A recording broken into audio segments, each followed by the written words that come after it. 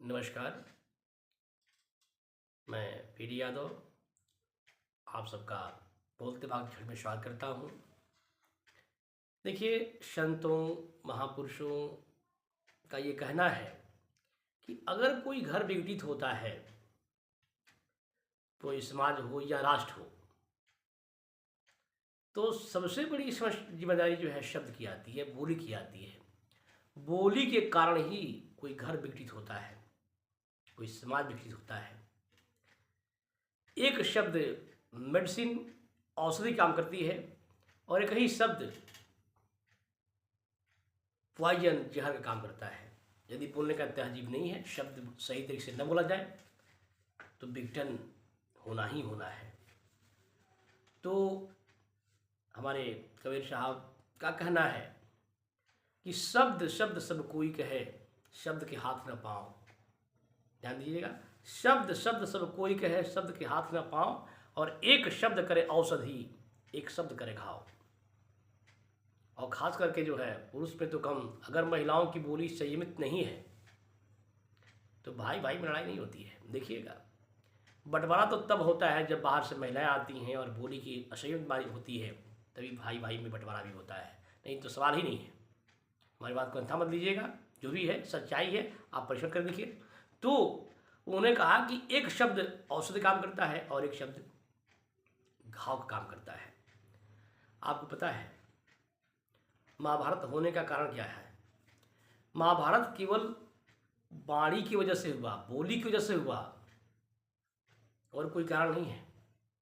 जब दिल पर चोट लगती है किसी भी व्यक्ति को तो वो प्रतिरोध में जलने लगता है, और कारण यही बोली ही है। जब प्रभु श्री कृष्ण की कृपा से इंद्रप्रस्थ का निर्माण हो चुका है, इसमें देवशिल्पी विश्वकर्मा जी ने अपना योगदान दिया। उनकी देखरेख में जो इंद्रप्रस्थ की रचना हुई, इंद्र भगवान भी आए, जो भी घटनाएं हैं। दुर्योधन अपने मामा शकुनी के साथ इंद्रप्रस्थ देखने गया है, आप पढ़ लीजिएगा, देख लीजिएगा।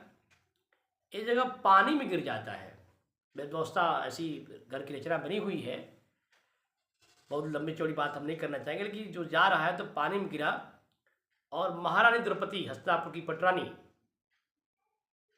ऊपर से झरोके से देख रही हैं, और क्या कह डाला उन्होंने कि अंधा का लड़का अंधा होता है। पैदृता समझे थे, उनका लड़का दुर्योधन था, पानी में गिर गया।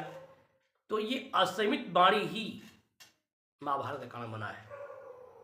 तो कैसे बोला जाए, अपनी मर्यादा क्या है, एक जो सीमा जो पार होती है मर्यादा की, वहाँ विघटन होना स्वाभाविक है। वही दिल पर चोट दुर्योधन की लगा और प्रतिरोध में जलने लगा,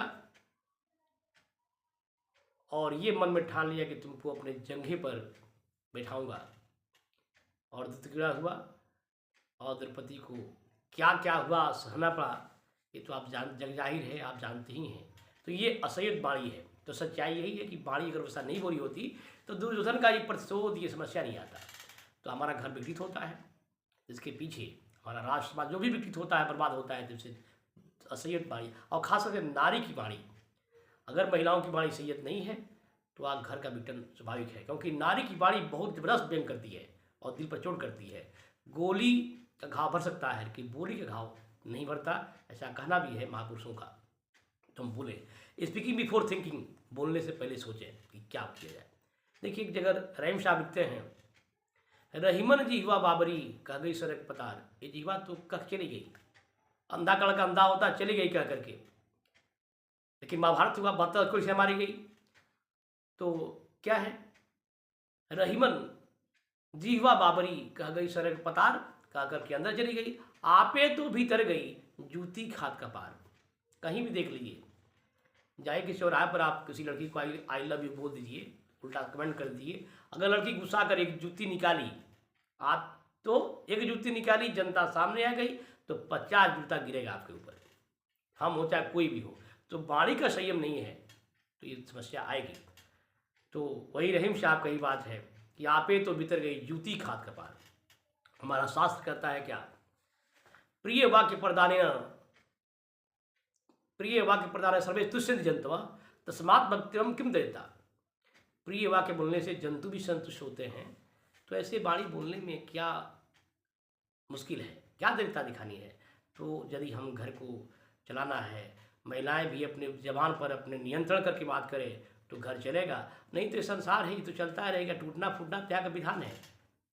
तो बस हम अपनी बात नहीं, महापुरुषों की वाणी है कि बोली को काफ़ी संयम से करें, संयम से रहें, ताकि हम भाई भाई में प्रेम बना रहे, बाप बेटा में प्रेम बना रहे, माँ बेटी में प्रेम बना रहे, सब जगह प्रेम बना रहे।